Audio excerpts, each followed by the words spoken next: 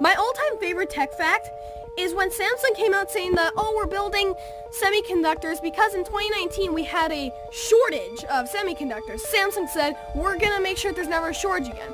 This is the real reason why they did that. Say hello to a Samsung Semi with a screen on it.